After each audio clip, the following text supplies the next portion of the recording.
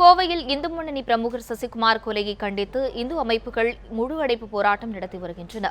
ஒரு சில இடங்களில் அரசு பேருந்துகள் மீது கல்வீசி தாக்கப்பட்டுள்ளது. இதுகுறித்து எமது செய்தியாளர் ஷெர்லியிடம் நேரடியில் தொடர்பு கொள்வோம்.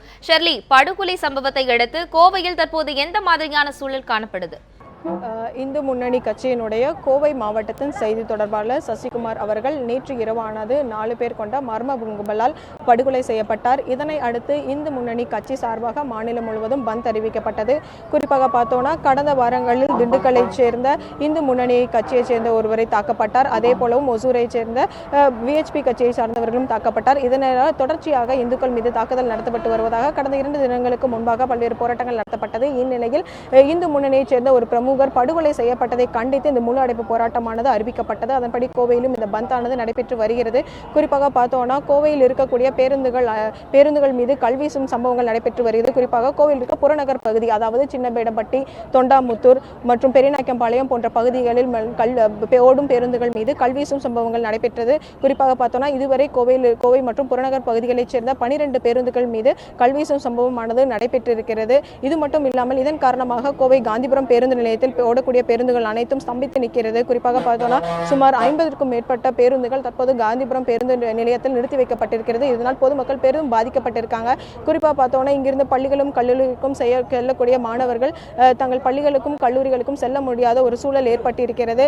தற்போது கோவையில் இருக்கிற மாநகர் பகுதிகளுக்கு மட்டும் ஒரு குறிப்பிட்ட இடத்திற்கு மட்டும் பேருந்து இயக்குவதற்காக காவல்துறையினர் பேருந்துகளை முடுக்கிவிடும் பணியில் ஈடுபட்டு வருகின்றனர். இதனால் பார்த்தோம்னா ஏராளமான பேருந்துகள் இங்கே நிறுத்தி வைக்கப்பட்டிருக்கு. இதன் காரணமாக மாணவர்களும் பாதிக்கப்பட்டிருக்காங்க. அது குறித்து அவர்களே கேட்கலாம்.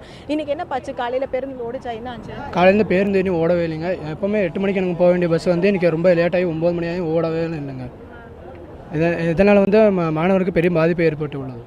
இப்போ பார்த்தோன்னா காலையில் இருந்து ஒரு குறிப்பாக பார்த்தோன்னா ஒரு பரபரப்பாக இருக்கக்கூடிய பேருந்து நிலையம், அதுவும் ஒரு முக்கிய பேருந்து நிலையம்னா கோவையில் இருக்கக்கூடிய இந்த காந்திபுரம் பேருந்து நிலையம் தான். இங்கே பேருந்து ஓடாமல் அனைத்தும் நிறுத்தி வைக்கப்பட்டதன் காரணமாக ஏராளமான பொதுமக்கள் பல்வேறு பாதிப்புக்கு ஆளாகி இருக்காங்க. தற்போது தான் இங்கே இருக்கக்கூடிய காவல்துறையினர் ஒரு சில இடங்களுக்கு மட்டும் பேருந்துகளை முடுக்கிவிடும் பணியில் ஈடுபட்டிருக்காங்க. குறிப்பாக புறநகர் பகுதிகளுக்கும் மேலும் இந்த கொலை செய்யப்பட்டதாக இருக்கக்கூடிய அந்த துடிலூர் பகுதிகளுக்கும் பேருந்துகள் நிறுத்தப்பட்டிருக்குன்னே சொல்லலாம்.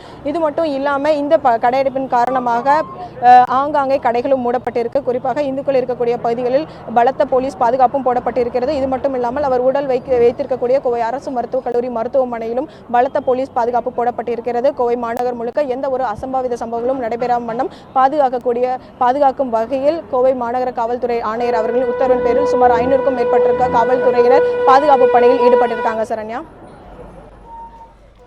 ஷெர்லி, இந்த படுகொலை சம்பவம் தொடர்பாக காவல்துறையினர் விசாரணை எந்த அளவுக்கு இருக்கு? இது தொடர்பாக காவல்துறையினர் தரப்பிலிருந்து ஏதாவது தெரிவிக்கப்பட்டிருக்கா? குறிப்பாக பார்த்தோன்னா நைட்டு நள்ளிரவிலானது இந்த சம்பவம் நடைபெற்றிருக்கிறது. அந்த சம்பவ இடத்தை கோவையில் இருக்கக்கூடிய மாவட்ட காவல்துறை கண்காணிப்பாளர் ரம்யா பாரதி அவர்கள் நேரில் சென்று ஆய்வு மேற்கொண்டார். அந்த பகுதியில் இருக்கின்றக்கூடிய சிசிடிவி கேமராக்களின் காட்சிகளை பதிவு செய்து அதில் ஏதாவது கொலைக்கான ஆதாரங்கள் இருக்கிறா என்பது தொடர்பாக விசாரணை நடத்தி வருகின்றனர். மேலும் இந்த சம்பவம் தொடர்பாக விசாரணையானது முடுக்கிவிடப்பட்டு இருக்கிறது. சரண்யா, உங்களுடைய தகவல்களுக்கு நன்றி ஷெர்லி. Thank you.